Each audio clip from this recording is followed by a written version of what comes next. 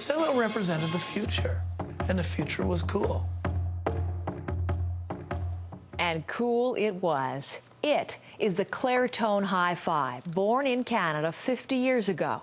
Music fans from the 50s and 60s will tell you these systems looked good and sounded great. For the men behind the Clairtone company, it was the sound of sales that made sweet music, a tune that lasted about 14 years. Then, suddenly, it was over. So whatever happened to Clairtone? The CBC's Havard Gould joins the company's founders for a stroll down memory lane. Oh, wow. This is, guys, it's 50 years. Don't make me cry. How many years? 50 years. 50 years. Started 50 years. And how time flies when you're having a good time. Talk for yourself. I had a bad time. They are old friends who, when young, shared a short and spectacular adventure. A couple of upstarts in Canada, anticipating and then capturing the essence of an era. 50 years ago, young man. And they did it with a fusion of insight, engineering, and design. The remains of those days now on display at an exhibit in Toronto. Spectacular. Back in the early 60s, they were brashly building some amazing things. I'm just stunning. I mean, you gotta admit, David, it's a stunning product. I mean, can you do better? What?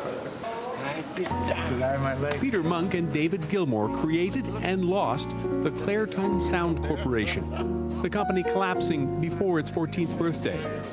But for a brief time, it was a blast of coolness felt around the world. Need a tissue? A half a century later, the memories stir emotions.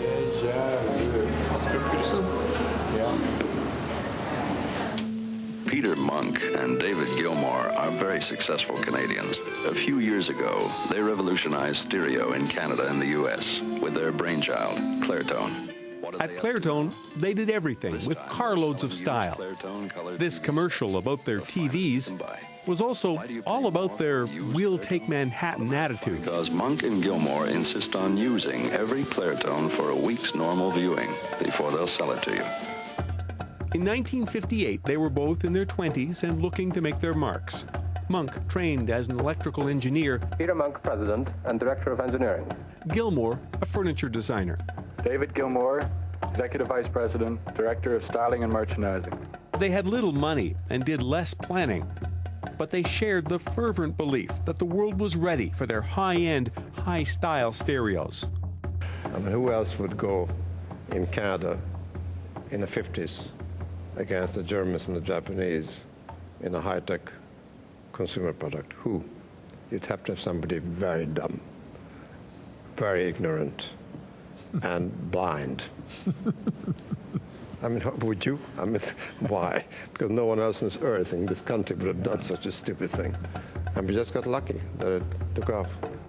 Luck was part of it, but Clairtone was also propelled by cutting-edge styles and marketing to match. The Project G stereo, the company's hallmark. Hugh Hefner bought one. It showed up in the movies. Here in The Graduate, Mrs. Robinson seduces Ben while the music plays on a Canadian-built Clairtone. May I ask you a question? What do you think of me? The 1960s was all about cool, and inside Clairtone, they sensed it somehow. Gilmour credits his travels in Europe for exposing him to nuances and trends not seen in Toronto, Canada, or even in those days, New York, New York. The styles were designed to catch the eyes of trendsetters. The top models cost as much as cars. I think we were of the moment. We were of the moment. We were that age. We were living the moment, and somehow or other by osmosis or by perception, we've been able to translate that reality of what we were part of into the product which we identified with.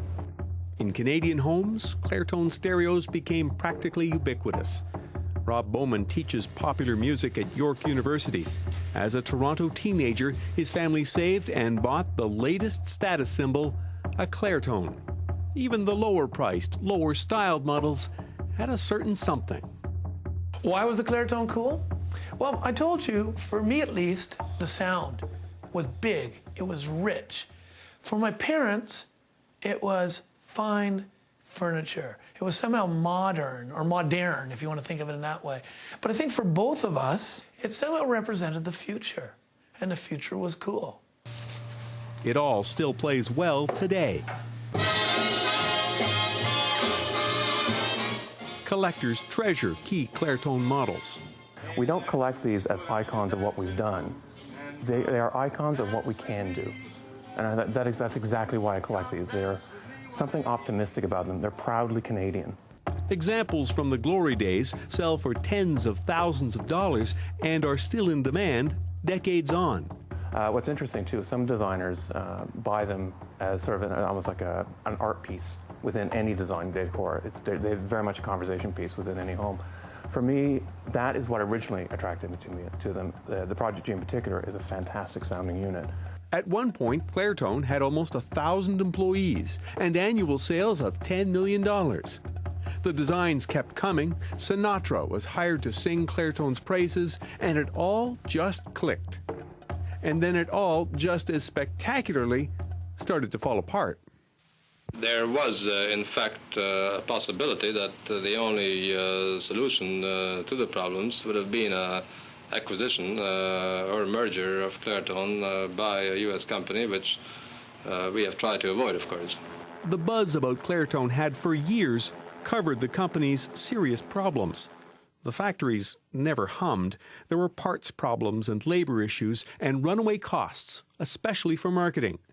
Near the end, a move to a plant in Nova Scotia proved disastrous.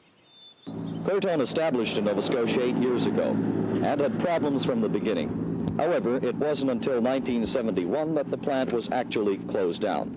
And that came after unsuccessful efforts at diversification, including, for a time, the manufacture of coffins.